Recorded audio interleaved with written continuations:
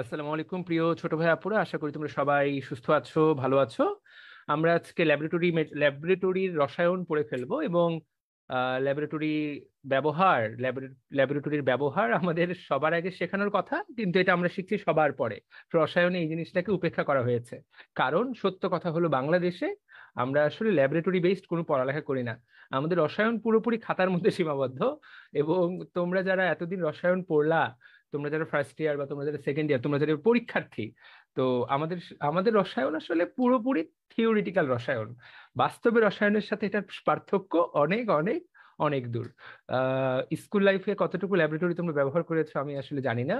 College লাইফে Notre Dame college ছাড়া বাকি কলেজগুলোতে কতটুকু ল্যাবের ইউজ হয় আমার এটা নিয়ে বড় সন্দেহ আছে। আমি নিজে রাজুক কলেজের স্টুডেন্ট।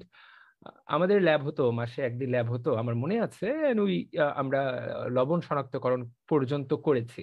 বাট ওইটা দিয়ে না আসলে শুধুমাত্র ছোট বাচ্চার ক খ গ ঘ শেখা হতে পারে।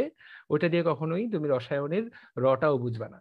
তো যাই হোক, এখন আমরা আমাদের শিক্ষা ব্যবস্থা এতটা উন্নত হয় নাই। কিছুর সাথে অর্থনীতির একটা ব্যাপার আছে। আমাদের অর্থনীতি অতটা উন্নত না, কারণ একটা ল্যাবরেটরি তৈরি করতে প্রচুর টাকা খরচ হয়। এই রাসায়নিক কেমিক্যাল গুলোর জন্য প্রচুর অর্থের প্রয়োজন, তাই না? এবং সেরকম ইকুইপড ল্যাবরেটরি থাকা দরকার। তো এগুলো আমাদের নেই, সেজন্য আমাদের শিক্ষকরাও খুব একটা আগ্রহ পান না, এবং আমাদের শিক্ষা ব্যবস্থা ব্যবহারিকটা একটা হাসির পাত্র হয়ে দাঁড়িয়েছে। ব্যবহারিক পরীক্ষা তোমরা দিয়ে আসো, একটা মোটামুটি সবাই বই টই দেখে পরীক্ষা দিয়ে আসে। মোটামুটি একটা গজামিল মার্কা একটা পরীক্ষা, যেটাতে সবাই এক্সপেক্ট করে তাদেরকে 25-এ 25 দেওয়া হবে, মানে এক্সেলেন্ট। মানে চিন্তা করা যায়, তুমি ব্যবহারিকে 25-এ 25, মানে পোলাপান কিন্তু 25-এ অ্যাটলিস্ট 20 তো পায়, 25-এ 20 মানে A+। সো দারুণ ব্যাপার, মানে কিচ্ছু না জেনেও কিচ্ছু না বুঝেও আমরা সবাই A+ পেয়ে আসছি। তো এগুলো নিয়ে অনেক প্রশ্ন থাকতেই পারে। এগুলো নিয়ে আসলে শিক্ষার কতটুকু উদ্দেশ্য পূরণ হচ্ছে সে ধরনের প্রশ্ন থাকতেই পারে। বাট সেই প্রশ্নগুলো আমাদের আজকে আসলে করে লাভ নাই, সে আলোচনা করার কোনো মানেও হয় না। কারণ আমরা এখন প্রিপারেশন নিব মেডিকেল ভর্তি পরীক্ষায় যদি এই চ্যাপ্টার থেকে প্রশ্ন আসে, তাহলে কোন প্রশ্নগুলো আসবে, সেইগুলোর জন্য আমি কোন কোন লাইন পড়বো, সেটাই হবে আমাদের মূল আলোচনা। তো সবাইকে ল্যাবরেটরি নিরাপদ ব্যবহার এই চ্যাপ্টারে স্বাগতম জানাচ্ছি, ইনশাল্লাহ। চলে আসো, আমরা শুরু করে দিই, রাইট? ওকে। তো এইখানে তুমি তাকায় দেখো, প্রথম পেজ থেকে কোনো কিছু পড়ার দরকার নাই। ল্যাবরেটরির ব্যবহার বিধি, পোশাক, নিরাপদ গ্লাস, মাস্ক, হ্যান্ড গ্লাভস, এইগুলোতেও পড়ার কিচ্ছু দেখছি না আমি। এগুলো পড়ে সময় নষ্ট করার কিছু নাই। শুধু এই জায়গায় এটা পড়তে পারো, নিরাপদ চশমার ইংরেজি নাম সেফটি গ্লাস। তুমি যদি নিজের চোখকে রক্ষা করতে চাও, তাহলে সেফটি গ্লাস পড়তে হবে। আমার মনে হয় না যে বাংলাদেশের ল্যাবগুলোতে কোনো সেফটি গ্লাস কলেজের ল্যাবগুলোতে কোনো সেফটি গ্লাস আছে, এটাই বিশ্বাস করি না। গ্লাভস হয়তো বা আছে, তোমরা কখনো কেউ গ্লাভস পরেছো কিনা পরীক্ষার ল্যাবে আমি জানি না। বাট এই গ্লাভস থেকে পরীক্ষায় প্রশ্ন আসতে পারে। তো এই গ্লাভস কিন্তু করোনার সময় অনেক বেশি বিখ্যাত হয়ে গেল। করোনার সময় কিন্তু অনেক বেশি এই গ্লাভস বিখ্যাত হয়ে গেল। তো কয় ধরনের গ্লাভস হতে পারে? একটা হলো নাইট্রাইল গ্লাভস, এবং ল্যাবরেটরিতে কোনটা ব্যবহৃত হয়? এই নাইট্রাইল গ্লাভস গুলো ব্যবহৃত হয় পরীক্ষার জন্য, এই লাইনটাই সবচেয়ে গুরুত্বপূর্ণ। ঠিক আছে। আচ্ছা, এছাড়া আর কি আছে? আহ জিটেক্স গ্লাভস। তো এটা এটা এটা এটা কি জ্বলন্ত বস্তু নিয়ে কাজ করার সময় যে গ্লাস, তো মনে রাখবো কিভাবে, জ্বলন্ত বস্তু মানে তাপ। তাহলে দিয়ে জ্বলন্ত বস্তু, দিয়ে জিটেক্স, তাহলে এই কথাটা তুমি জেনে রাখো। ঠিক আছে। আর ল্যাটেক্স, ল্যাটেক্স হলো চামড়ায় জ্বালা সৃষ্টিকারী পদার্থ ব্যবহার করে ল্যাটেক্স গ্লাভস। তাহলে যে অ্যাসিড বা ক্ষার নিয়ে কাজ করার সময় সাধারণত এই ল্যাটেক্স গ্লাভস ব্যবহার করা হয়। এইটুকু জানলেই হচ্ছে। ঠিক আছে। আচ্ছা, ভিনাইল গ্লাভস পরার কিছু নাই। পিভিসি, নিওপ্রিন গ্লাস, এই লাইনটা পড়তে পারো। তেল জাতীয় পদার্থ, জৈব পদার্থ নিয়ে কাজ করার সময় নিওপ্রিন গ্লাস ব্যবহার করতে পারো। ঠিক আছে। আচ্ছা, এই তো। আর নিচের কোন গ্লাভস বিদ্যুতের শক ঠেকাইতে পারে? প্রাকৃতিক রাবার গ্লাভস, রাবার বিদ্যুৎ কুপরিবাহী, বিদ্যুৎ ও বৈদ্যুতিক শক ঠেকাই দিতে পারে। এই কয়েকটা কথা পড়তে পারো। এখানে যদি সবচেয়ে গুরুত্বপূর্ণ লাইন কোনোটা হয়, সেটা হলো নাইট্রাইল গ্লাভস। ঠিক আছে, ইনশাল্লাহ। আশা করি সবাইকে বোঝাতে পেরেছি। মাস্ক, পায়ের জুতা, মাথার ক্যাপ, এগুলো পরা মানে টাইমটাকে জাস্ট নষ্ট করা। শিক্ষার্থীদের কর্মকাণ্ড করণীয়, এগুলো পড়ার তো কোনো মানেই হয় না, তোমরা সবাই নিজেরাও বুঝতে পারছো। গ্লাস সামগ্রী ব্যবহারের নিরাপদ কৌশল, কিচ্ছু পড়ার দরকার নাই, এই জায়গা থেকে চলে আসো। গ্লাস সামগ্রী শ্রেণীকরণ, এখানে তাকায় দেখো, গ্লাস সামগ্রী দুই রকম: সফট গ্লাস বা কোমল গ্লাস, এবং শক্ত গ্লাস বা পাইরেক্স গ্লাস।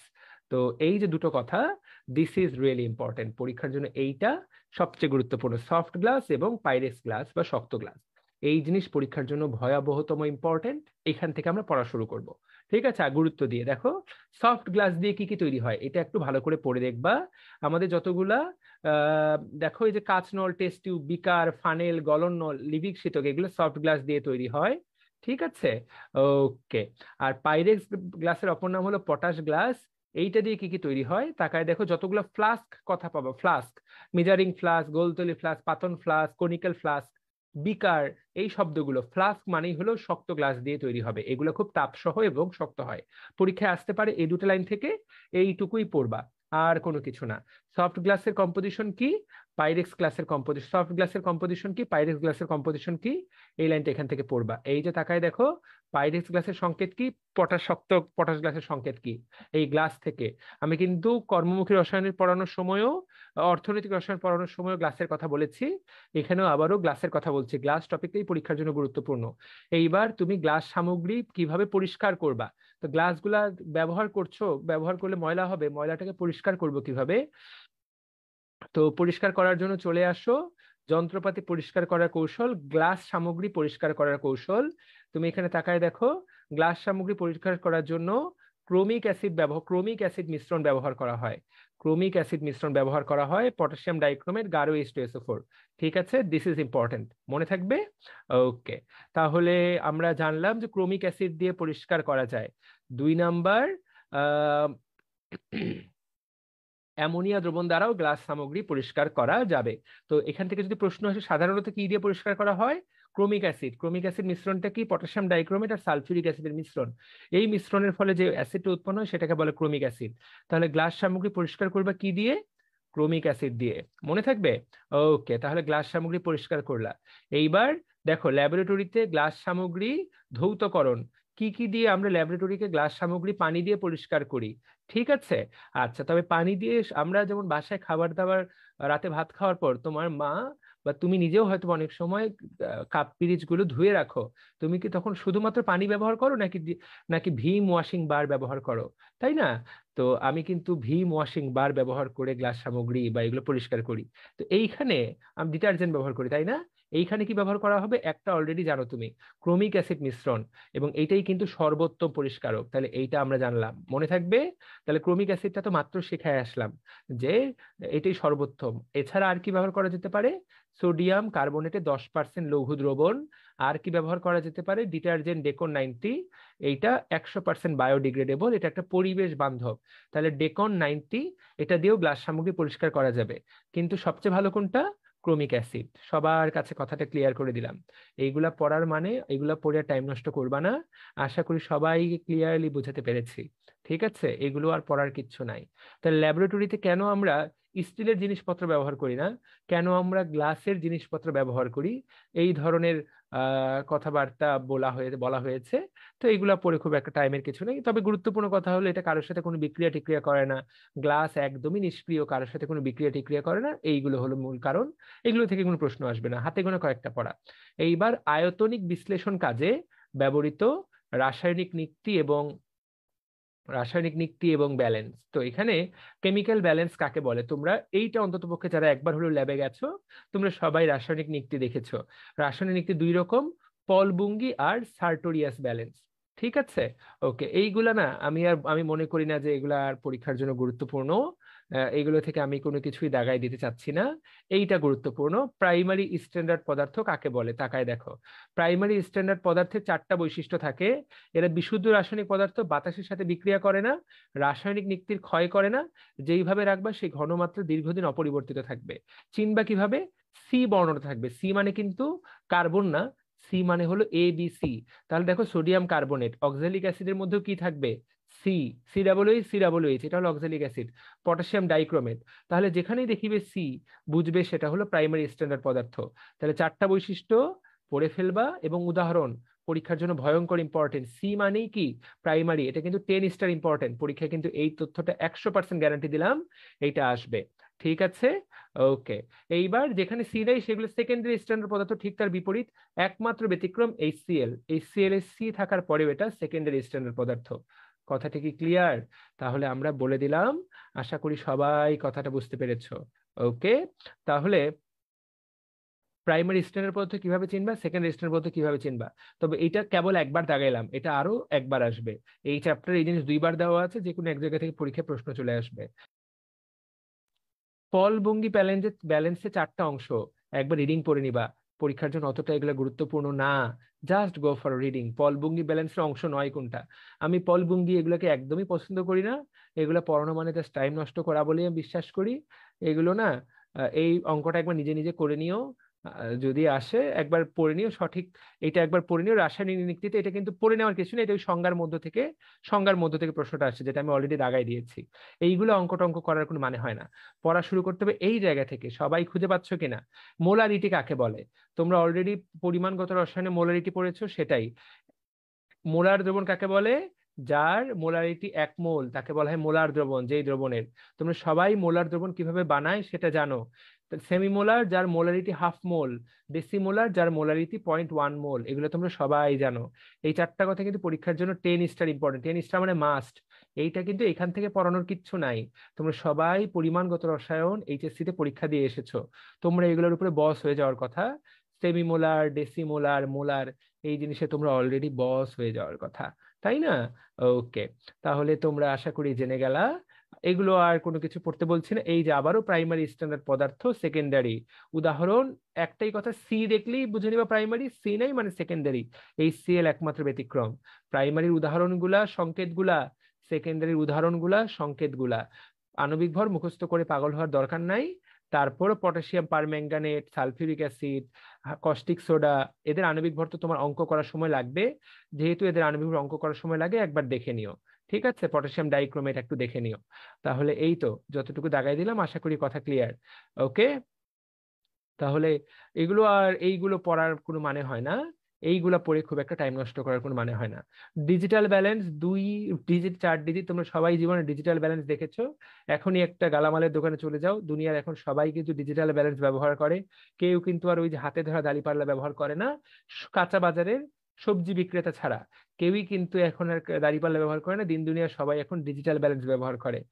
আমি তো ঢাকা শহরে কোনো দোকানেই আর দাঁড়িপাল্লা দেখি না, একমাত্র সবজির দোকানে আলু আর পেঁয়াজ রসুন ওজন করার জন্য তোমার ওই ব্যবহৃত হয় দাঁড়িপাল্লা। দুনিয়াতে এখন ডিজিটাল ব্যালেন্স। তো ডিজিটাল ব্যালেন্সের এগুলো না, এগুলো থেকে কোনো প্রশ্ন আসবে না, আমি এগুলো কিছু দাগাই দিচ্ছি না। এগুলো থেকে কেউ যদি কখনো পড়তে চাও, রিডিং পড়তে পারো। পল বুঙ্গি ডিজিটালের পার্থক্য, গো ফর রিডিং। রিডিং, এগুলো কোনো প্রশ্ন হলো? এগুলা থেকে প্রশ্ন আসবে না, আমি বলে দিলাম। তারপর একবার রিডিং পড়ে নিও যদি ভালো লাগে। ওকে, আচ্ছা। এখান থেকে না, অঙ্ক তুমি অবশ্যই পরিমাণগত রসায়ন থেকে করবা, ওই আণবিক মোলারিটির অঙ্ক করবা। এবং আবার বলছি, মোলারিটির অঙ্ক কিন্তু পরীক্ষায় আসবে। কেটে দিয়ে বলছি আলাদা করে, যাতে গুরুত্ব দাও, মোলারিটির অঙ্ক পরীক্ষায় আসবে, কানটা খুলে শুনে রাখো। মোলারিটির অঙ্ক পরীক্ষায় আসবে, যারা শুনছো। আবারও বলছি, মোলারিটির অঙ্ক পরীক্ষায় আসবে পরিমাণগত রসায়ন চ্যাপ্টার থেকে, ঠিক আছে? ওকে, এইবার এই অঙ্কটার কথা বলছিলাম, যে এটা একবার খালি করে নিও, রাইডার ধ্রুবকের মান। রাইডার ধ্রুবকের, এছাড়া এগুলো থেকে শেখার কোনো কিছু নেই, এটা একবার দেখে নিও, ওই যে ওখানে একটা সূত্র দেওয়া আছে। কিন্তু এগুলো থেকে প্রশ্ন আসাটা আনলাইকলি, যেটা আনলাইকলি সেটাকে আমি অতটা গুরুত্ব দেই না। এইবার মেজারিং সিলিন্ডার। মেজারিং সিলিন্ডার থেকে কি পড়বা ভাইয়ারা? একটা মাত্র লাইন পড়বা। মেজারিং সিলিন্ডারে তোমার সর্বনিম্ন 1 ml তরল দ্বারা এটা মেজার করা হয়। ছোট্ট মেয়ে একজন হাত তুলেছে, ওর বোধহয় কোনো প্রশ্ন আছে। আফনান বিনতে জামান, আপু বলো। আফনান বিনতে জামান, তুমি কি কিছু বলতে চাও? ভাই আমি এতক্ষণ শুনতে পাচ্ছিলাম না, তাই আর কি বলছিলাম। এতক্ষণ ধরে তুমি কিছু শুনতে পাওনি? ভাই আমি এতক্ষণ শুনতে পাচ্ছিলাম না, তাই আর কি। এতক্ষণ ধরে তুমি কিচ্ছু শুনতে পাওনি? না, আমি অনেকখানি শুনতে পাইনি, তাহলে প্রায় তুমি অর্ধেক মিনিট আমি কিছু আহ শুনতেই পাইনি, আচ্ছা, ঠিক আছে, তুমি দেখতেও রেকর্ড দেখে পাচ্ছিলাম নিও, না। রেকর্ড আছে তো। তুমি এটা রেকর্ড দেখে নিও, ভয় পাওয়ার বা দুশ্চিন্তার কোনো কারণ নাই। তুমি এটা রেকর্ড দেখে নিও, ঠিক আছে? নো প্যারা, এটা রেকর্ড দেখে নিলেই হবে, ঠিক আছে?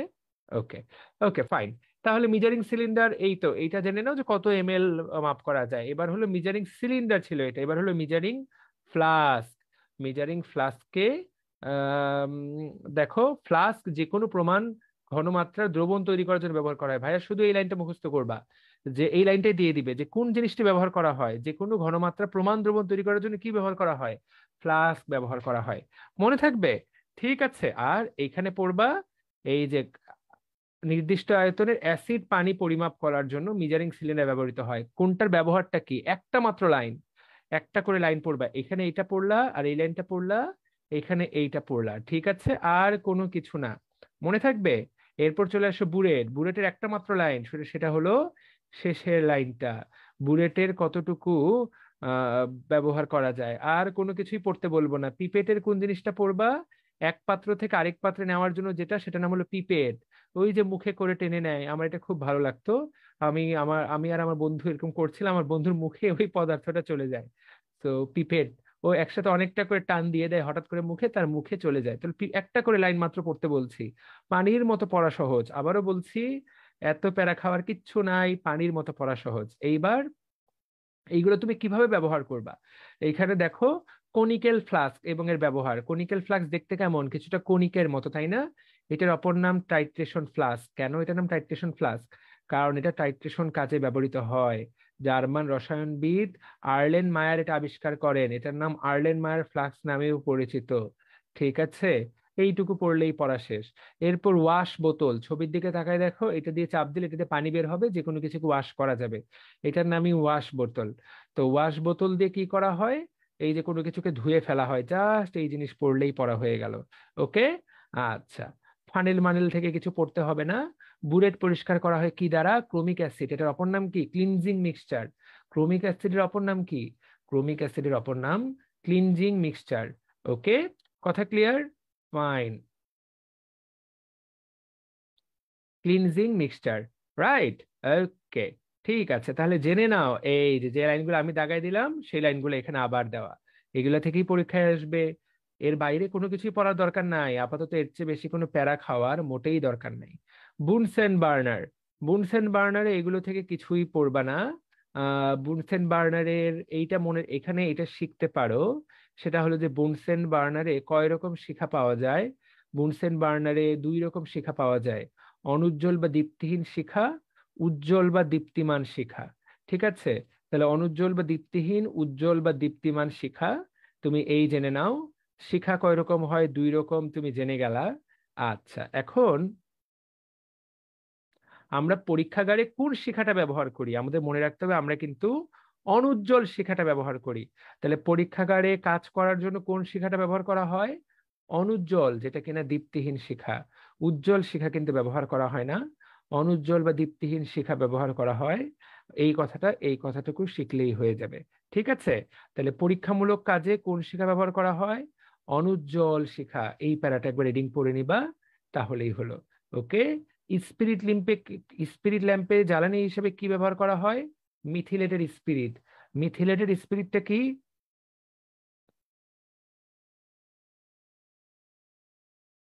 রেকটিফাইড স্পিরিট আর পানির মিশ্রণ। তাহলে এটা কি, রেকটিফাইড স্পিরিট আর পানির মিশ্রণ, এই তো। ঠিক আছে, ওকে। যে সকল পরীক্ষাগারে বুনসেন বার্নার নেই, তাদের স্পিরিট ল্যাম্প আছে। এই স্পিরিট ল্যাম্পও কিন্তু অনুজ্জ্বল শিখা তৈরি করে। তাহলে অল্প একটু জিনিসপত্র তোমাদেরকে পড়ালাম, আশা করি ইনশাল্লাহ পারা যাবে।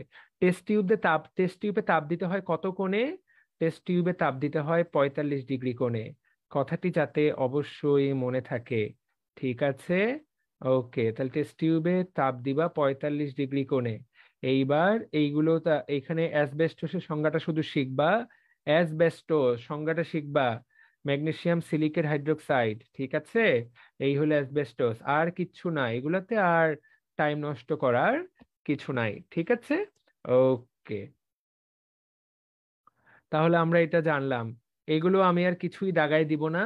এইখানে পোর্সেলিন বাটি, রাজ আম্ল বা অ্যাকুয়ারিজিয়া, প্রিয় ভাই ও বোনেরা, রাজ অম্ল বা অ্যাকুয়ারিজিয়ার সংকেতটা জানতে হবে।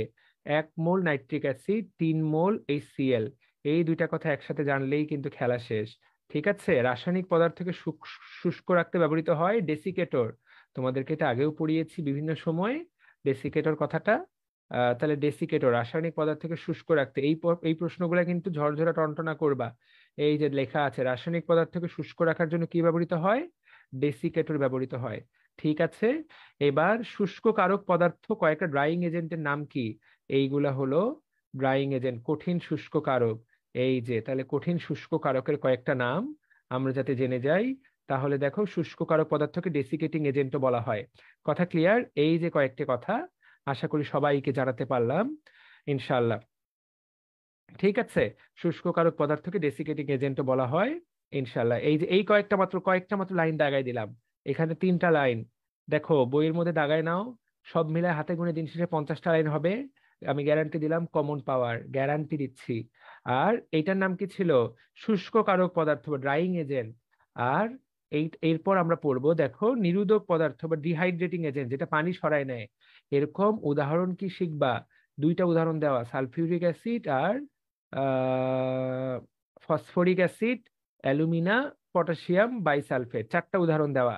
ভাইয়া, শুষ্ক কারক আসছে নাকি নিরোধক আসছে, ডিহাইড্রেটিং আসছে নাকি ড্রাইং এজেন্ট আসছে, সবাইকে 4টা উদাহরণ ঝরঝরা করার জন্য বলে দিচ্ছি। দেখো আমি কিন্তু একদম স্পেসিফিক কথা বলছি, আমি কিন্তু কোনো খাজনা আজে বাজে কথা বলছি না একদম।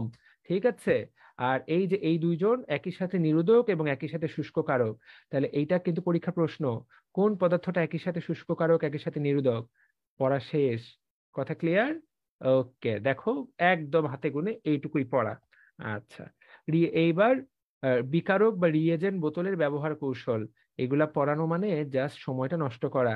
এইগুলা একটা কথাও আমি পড়তে বলবো না, টাইম নষ্ট করার কোনোই মানে হয় না, আমি এগুলো থেকে কোনো কিছুই দাগাই দিচ্ছি না। ঠিক আছে, নো নিড, এগুলো পার করে চলে যাও, এগুলো থেকে কোনো প্রশ্ন আসবে না। এইবার এইখানে হলো আমরা এখন শিখবো হলো এই টপিকটা, হ্যাজার্ড সিম্বল। দুনিয়াতে হ্যাজার্ড সিম্বল আছে কয়টা? 10টা। দেখো দুনিয়াতে হ্যাজার্ড সিম্বল আছে কয়টা? দুনিয়াতে হ্যাজার্ড সিম্বল আছে 10টা।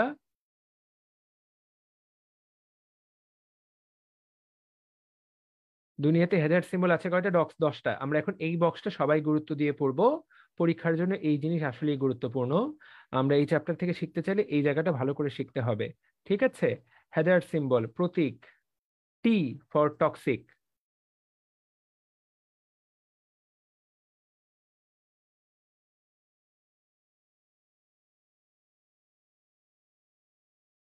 হ্যাজার্ড সিম্বলের প্রতীক টি ফর টক্সিক। এখানে তুমি ক্রোমিয়াম লবণ, ক্যাডমিয়াম, এই দুইটা হলো টক্সিক, এইটুকু জানতে পারো।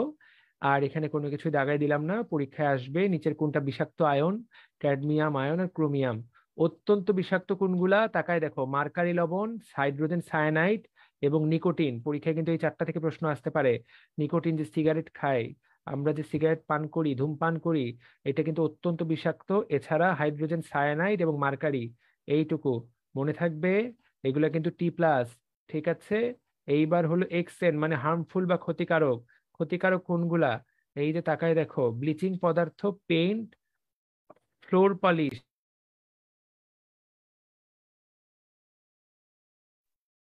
এইটুকু। এইটুকু পড়তে হবে কোনগুলো ক্ষতিকারক। ওকে, এইবার ফ্লেমেবল, এটা দাগাই দিব আমি। ফ্লেমেবল তুমি এখানে একটু তাকায় দেখো, আর মারাত্মক দাহ্য, এক্সট্রিমলি ফ্লেমেবল। ভাইয়া দেখো দুইটার মধ্যে কিন্তু পার্থক্য আছে, একটা দাহ্য আর একটা মারাত্মক দাহ্য। আমাদের বাসার যে গ্যাস ডাইট, আমাদের বাসার যে এলপিজি গ্যাস, আমাদের যে সিএনজি চলে, তারপর ওই যে মশা মারা অ্যারোসল, এইগুলা সবগুলা মারাত্মক দাহ্য। এইটুকু, এই 4টা কথা মনে রাখবা, মারাত্মক দাহ্য। আর সাধারণ দাহ্য কোনগুলা? সাধারণ দাহ্য হলো সোডিয়াম। ঠিক আছে, সোডিয়াম, জিঙ্ক, এগুলো হলো সাধারণ দাহ্য। অ্যারোসল দুইটার মধ্যেই দেওয়া, সেজন্য গুরুত্বপূর্ণ না। সোডিয়ামটা এখানে থেকে দাগাই দিলাম। আর এই যে আমাদের বাসার গ্যাসগুলা, সিএনজি, এলপিজি, অ্যারোসল, এগুলো কিন্তু মারাত্মক দাহ্য, এটা যাতে মনে থাকে। বিস্ফোরক পদার্থের গায়ে কি লেখা থাকে? E for explosive. এইটা নিজেই পরীক্ষা আসতে পারে। কয়েকটা বিস্ফোরক পদার্থের নাম দেখো, অ্যামোনিয়াম নাইট্রেট, টিএনটি, গান পাউডার, এগুলা হলো বিস্ফোরক পদার্থ। আর কিছু জানা দরকার নাই।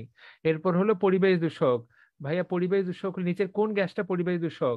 অ্যামোনিয়া এবং ক্লোরিন গ্যাস, এগুলো কিন্তু পরিবেশ দূষক। এই 2টা লাইন থেকেই পরীক্ষা প্রশ্ন আসবে। ঠিক আছে, লিনডেন, এটা একটা কীটনাশক, এটা কিন্তু পরিবেশ দূষক।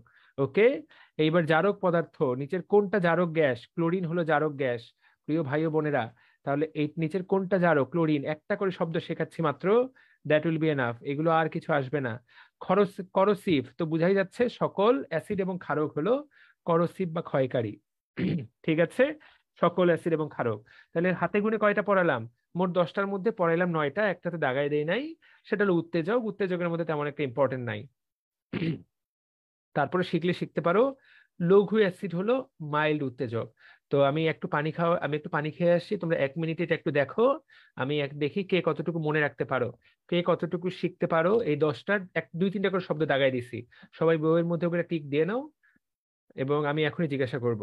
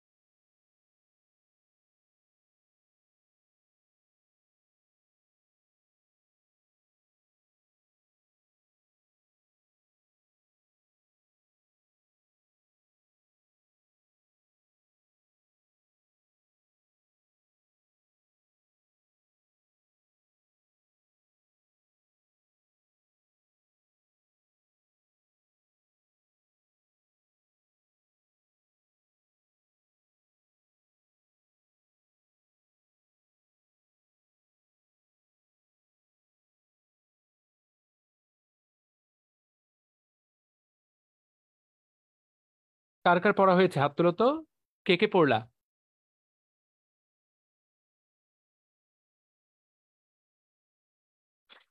মাত্র 4 জন? বাকিরা কি করলা?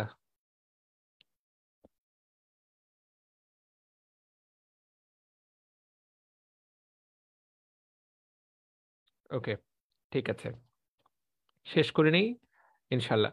ফাইন, থ্যাংক ইউ যে পড়ে ফেলেছো। ওকে, আর এখান থেকে আহ এই লাইনটা এখান থেকে পড়বা। কার এয়ার ব্যাগে কোনটা ব্যবহৃত হয়? সোডিয়াম নাইট্রাইট এবং লেড নাইট্রাইট তোমার ব্যবহৃত হয় ডেটোনেটর রূপে। এই দুটো লাইন এখান থেকে শিখবা। কার এয়ার ব্যাগ কোন জিনিসটা? ওই যে গাড়ি অ্যাক্সিডেন্ট করলে যে তোমার গাড়ি গাড়ি কোথাও ধাক্কা খেলে যে ভেতর থেকে যে এয়ার ব্যাগ বের হয়, এটা কিন্তু একটা অসাধারণ ইঞ্জিনিয়ারিং। তো এটা বইয়ের মধ্যে চলে এসেছে, দেখে খুব ভালো লাগলো। তো এটা খুবই অদ্ভুত একটা অসাধারণ একটা ইঞ্জিনিয়ারিং। এটার মধ্যে সোডিয়াম নাইট্রেট দেওয়া থাকে, ধাক্কা খেলে সেকেন্ডের মধ্যে এই বিক্রিয়ার ফলে এই জিনিসটা তৈরি হয় এবং গ্যাসটা ফুলে ওঠে কার এয়ার ব্যাগে। তো সোডিয়াম নাইট্রেট এটা প্রচন্ড প্রচন্ড গুরুত্বপূর্ণ। মোমো হাত তুলে রেখেছো কেন?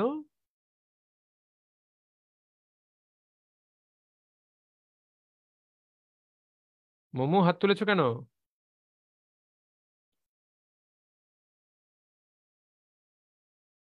আচ্ছা, ভুল করে হাত তুলেছে বোধহয়। আচ্ছা, ঠিক আছে, ওকে। তাহলে আমরা জেনে গেলাম।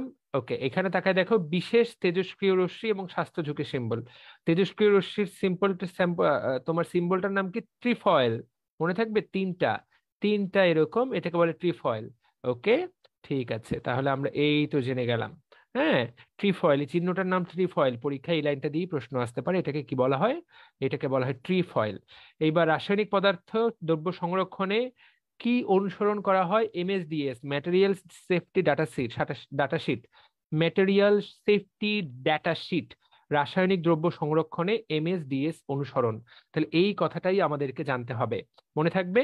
দ্যাটস ইট, আর কিচ্ছু পড়তে হবে না। হাতে গোনা কয়েকটা শব্দ তোমাদেরকে পড়তে বললাম সবার জন্য। এইটুকুই যে কেউ যদি ভালো করে শেখে, মোর দেন এনাফ। ঠিক আছে। ওকে, এখন এই বক্স থেকে কি প্রশ্ন আসতে পারে? ঝামেলা হলো কি, ঝামেলা হলো আসতে পারে, হ্যাঁ। এখন পড়া কিছুটা টাফ, তোমরা যদি আমাকে বলো যে ভাই এটা পড়া পড়া কিছুটা টাফ, তো এটা গ্রুপ করে নিতে হবে। দেখো, এই যে 8 থেকে 12, এরা হলো দাহ্য প্লাস বিষাক্ত। দাহ্য বিষাক্ত একসাথে পড়তে হবে, আর দাহ্য ক্ষতিকর একসাথে পড়তে হবে, দাহ্য ক্ষতিকর ক্ষয়কারী একসাথে পড়তে হবে। কারণ গুরুত্বপূর্ণ জিনিস কঠিন হলেও এখন পড়তে হবে, কিচ্ছু করার নাই। হ্যাঁ, আর শুধু দাহ্য আলাদা, আলাদা একটা গ্রুপে, আলাদা একটা গ্রুপে পড়তে হবে। তো প্রিয় ভাই ও বোনেরা, তাকায় দেখো, আর নিচের কোনটা ক্ষয়কারী ও বিষাক্ত? তো এখানে পাঁচ পাঁচ ধরনের গ্রুপ দেওয়া আছে। তো গ্রুপটা একসাথে পড়তে হবে। সবচেয়ে সহজ কোনটা?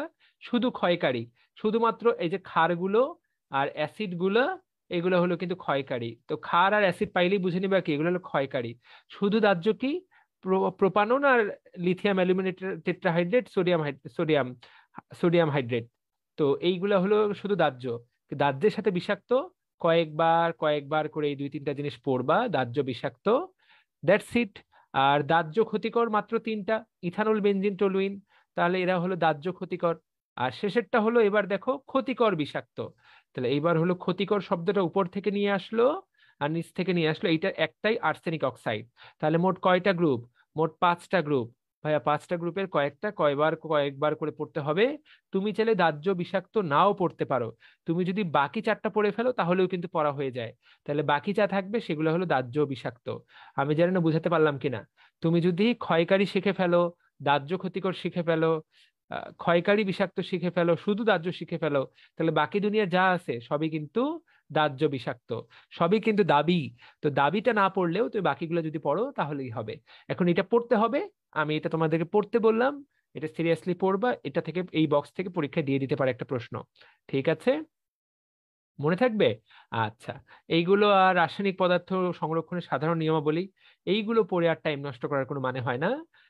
এইগুলো আর আমি কোনো কিছু পড়তে বলবো না, এগুলো থেকে প্রশ্ন আসবে না। ঠিক আছে। So these are not the questions to B asked. এখান থেকে কিছু না। এইটা হলো ক্ষতিকর পদার্থ। ওই ক্ষতিকর পদার্থগুলোর পরিবর্তে আমরা দুনিয়াতে কি ব্যবহার করতে পারি? এইগুলা ব্যবহার করতে পারি ভাইয়া। বিশ্বাস করো চাই না করো, এটা মুখস্থ করতে হবে। পটাশিয়ামের বিকল্প ক্যালসিয়াম, লেড ক্রোমেটের বিকল্প পটাশিয়াম কার্বনেট, বিউটানল 2 এর বিকল্প বিউটানল 1, জাইলিনের বিকল্প টলুইন, বেনজিনের বিকল্প টলুইন। তাহলে টলুইন কিন্তু আমাদের ভালো পদার্থ, এটা কিন্তু অতটা বিষাক্ত না। তাহলে তাকায় দেখো, ক্লোরোফর্ম কার্বন টেট্রাক্লোরাইডের বিকল্প হেক্সেন। তাহলে ভাইয়া মুখস্থ এইটুকু, বিউটানল 2, বিউটানল 1। এইটা পড়তে 2 মিনিট লাগবে। এটা তুমি যদি 2বার পড়ো তাহলেই পড়া হয়ে যাবে, কিন্তু এটা পরীক্ষার জন্য গুরুত্বপূর্ণ। তাহলে দেখো, তোমাদেরকে আমি কিন্তু চেষ্টা করলাম তোমাদের ব্রেইনের মধ্যে সেট করে দেওয়ার, কোনটা পরীক্ষার জন্য গুরুত্বপূর্ণ, কোনটা পরীক্ষার জন্য গুরুত্বপূর্ণ না। তাই কি না? আশা করি কথাটা ক্লিয়ার, আশা করি বোঝা যাচ্ছে। ঠিক আছে, ওকে। তাহলে এখানে এরপরে টপিক থেকে, পরিবেশের উপরে ল্যাবরেটরিতে ব্যবহৃত দ্রব্যের প্রভাব। এগুলা পড়ে আর টাইম নষ্ট করার কোনো মানে হয় না। এখানে অনেক কথা বলা আছে, এত কিছু পড়ে আসলে খুব টাফ। কয়েকটা লাইন এখান থেকে দাগাই দেই, যে এইগুলা কাজ করতে করতে কি কি ধরনের বিপদ তোমার হতে পারে। ঠিক আছে, তোমার পরিবেশ এবং স্বাস্থ্যের উপরে কি কি ধরনের বিপদ হতে পারে। আহ স্বাস্থ্যের প্রতি প্রতিক্রিয়াটাই আসলে বেশি গুরুত্বপূর্ণ।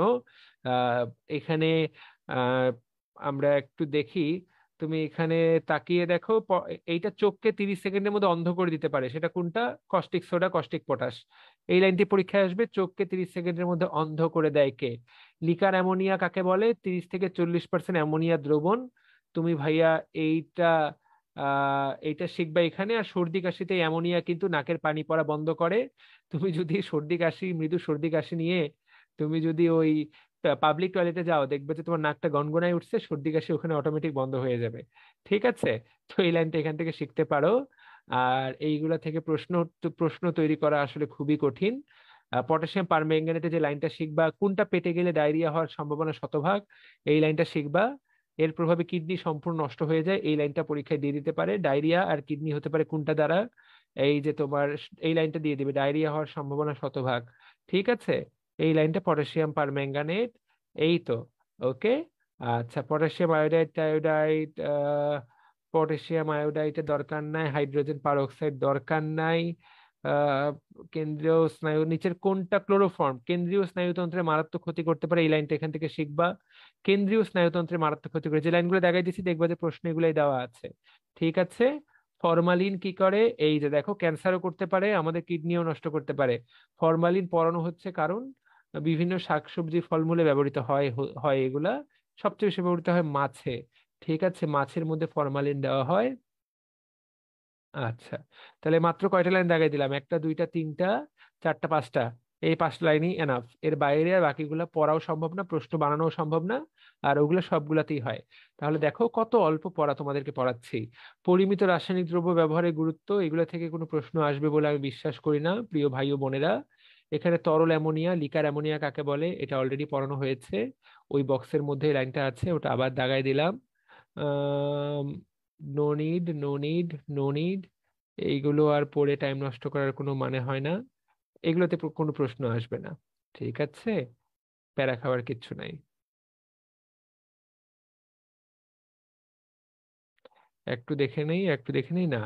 ওকে। একদম লাস্ট পদ্ধতি, রাসায়নিক গুণগত বিশ্লেষণ কয় প্রকার? 3 প্রকার: মাইক্রো বিশ্লেষণ, সেমি মাইক্রো এবং ম্যাক্রো বিশ্লেষণ। আমরা ইহা শেখার চেষ্টা করব। ঠিক আছে? মাইক্রো বিশ্লেষণে কতটুকু থেকে কতটুকু, এই সংজ্ঞাটা পড়বা। সেমি মাইক্রোতে কতটুকু থেকে কতটুকু, কতটুকু ওজন, দ্রবণের পরিমাণ কতটুকু, এইটা মনে রাখবা। আর মাইক্রো পদ্ধতিতে কতটুকু কতটুকু, এই জিনিস শিখতে হবে ভাইয়া। এর বাইরে কোনো কিছু না শেখার নাই আসলে, দ্যাটস মোর দেন এনাফ। ঠিক আছে? আর এই যে এইটার অর্থটা জানতে চাইবে, HPLC, high performance liquid liquid chromatography, HPLC ইহাই পরীক্ষায় আসবে। এইচপিএলসি পরীক্ষায় আসবে। ঠিক আছে? এইটা গ্যারান্টি দিলাম যে এইটাই পরীক্ষায় আসবে, যে এইচপিএলসি ফুল মিনিং কি, হাই পারফরমেন্স লিকুইড ক্রোমাটোগ্রাফি। কয়েকটা মাইক্রো অ্যানালিটিক্যাল পদ্ধতির নাম বলো। নাম, এই যে এগুলো হলো মাইক্রো অ্যানালিটিক্যাল পদ্ধতি, শুধু নাম পড়লেই হয়েছে। এখানকার এই নাম, বাংলা নামগুলো পড়তে হবে, আর এখানকার এই ফুল মিনিংটা জানতে হবে। আর কোনো কিছু জানতে হবে বলে আমি বিশ্বাস করি না। দেখো আমি যা পড়াচ্ছি দেখবে যে পরীক্ষায় আসলে এই আসবে, না হলে এগুলো থেকে কোনো প্রশ্ন আসবে না। এটা কিন্তু অলরেডি পড়তে বললাম, যে নমুনা কতটুকু সেটা জানতে হবে। ওকে। এগুলো কিছুই দেখাই দিচ্ছি না, তার মানে বুঝতে পারছো যে এগুলা পড়ার কিছু নাই। ম্যাক্রো মাইক্রো পার্থক্য, এই পার্থক্য থেকে কিন্তু প্রশ্ন আসবে। ইজিলি বুঝতে পারবা এই পার্থক্য। Macro, semi micro, semi micro, মাইক্রোর মধ্যে পার্থক্য, প্রিয় ভাই ও বোনেরা, বুঝাই যাচ্ছে যে মাইক্রো দ্বারা অনেক ক্ষুদ্র ক্ষুদ্র মেজারমেন্ট করা যাবে, সেমি মাইক্রো দ্বারা মাঝামাঝি, ম্যাক্রো দ্বারা বড় বড় মেজারমেন্ট করা যায়, ছোট ছোট মেজারমেন্ট করা যায় না। বাংলাদেশে কোনটা ব্যবহৃত হয়? বাংলাদেশে আমাদের ল্যাবরেটরি গুলাতে কিন্তু সেমি মাইক্রো ব্যবহৃত হয়। বাংলাদেশের ল্যাবরেটরি গুলাতে কোন পদ্ধতিটা ব্যবহৃত হয়? আমাদের দেশে সেমি মাইক্রো পদ্ধতি আমরা ব্যবহার করি। মাইক্রো ব্যবহার করার ক্ষমতা আমাদের দেশের ল্যাবরেটরি গুলোর নেই। এই লাইনটাও বইয়ের এক জায়গায় লেখা আছে, যে আমাদের দেশে কোনটি ব্যবহৃত হয়। আমাদের ল্যাবরেটরি গুলোতে সাধারণত সেমি মাইক্রো পদ্ধতি ব্যবহৃত হয়। এবং সেমি মাইক্রো পদ্ধতি হলো একটা পরিবেশ বান্ধব পদ্ধতি, ম্যাক্রো বিশ্লেষক হলো একটা পরিবেশ দূষণের সহায়ক। তো আমরা ব্যবহার করি হলো সেমি মাইক্রো পদ্ধতি। মনে থাকবে? তাহলে এই আমি তোমাদেরকে জানিয়ে দিলাম। সো লাইন দুটা পড়িয়েও দিলাম। এগুলো এখানে এই এমসিকিউটা শিখবা। এই তো ভাই, প্রচুর পড়ালেখা করালাম তোমাদেরকে আমি। গগলস মগলস এগুলোতে আর কিচ্ছু নাই, এগুলোতে টাইম নষ্ট করার কোনো মানে হয় না। তোমাদেরকে আসল পড়া কিন্তু পড়াই দিয়েছি। কয়েকটা পেজ বোধহয় রিপিট হয়েছে, একই পেজ দুইবার করে এসেছে। আচ্ছা, ফিউম হুড, এইটা এখানে জানবা। ফিউম হুড সম্পর্কে পড়া জানতে পারো। বিষাক্ত গ্যাস নিয়ে পরীক্ষা করার সময় যার ভিতরে পরীক্ষাটা করা হয় সেটাকে বলে ফিউম হুড। হ্যাঁ, কোনো বিষাক্ত পদার্থ নিয়ে সেটা যদি নাক মুখে ঢুকে যাওয়ার সম্ভাবনা থাকে, সেইটা পরীক্ষা করা হয় ফিউম হুড দ্বারা। ঠিক আছে? ফিউম হুডের ভিতরে এটা থেকে পরীক্ষা প্রশ্ন আসতে পারে। ওকে। অলরেডি যা দাগাই দিছে তাই থেকে এমসিকিউ কমন পাবা। অগ্নি প্রতিরোধ ব্যবস্থা,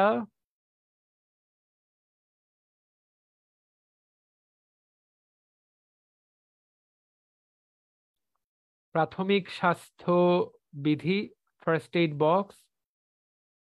রাবিং অ্যালকোহল মানে কি বোঝায়?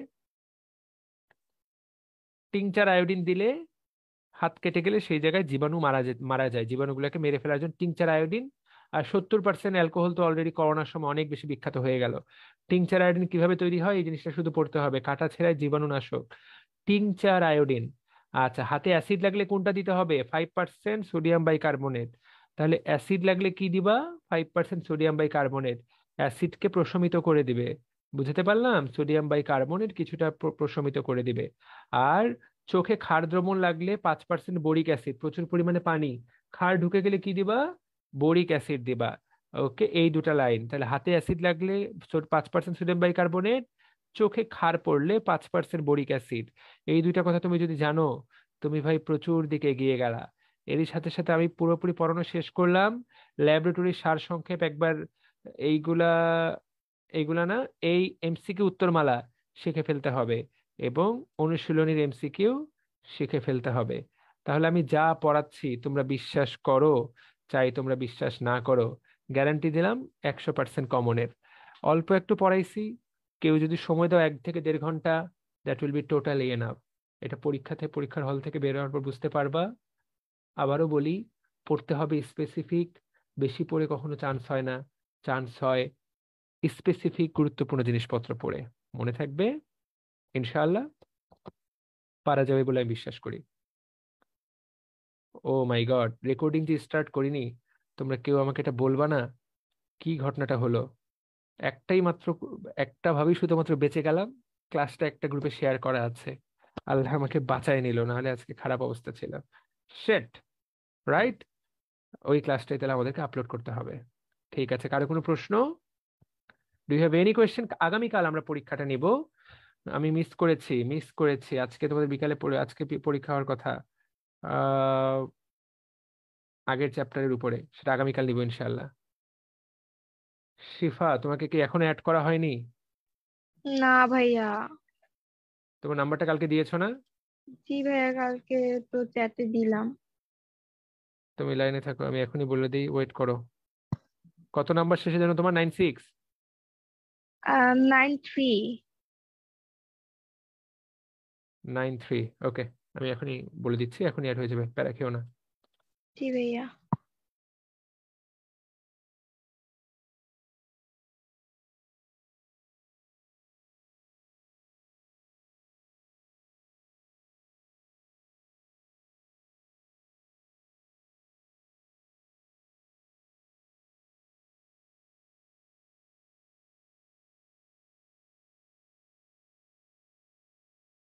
ঠিক আছে শিফা, ডান। সোয়াদ বলো।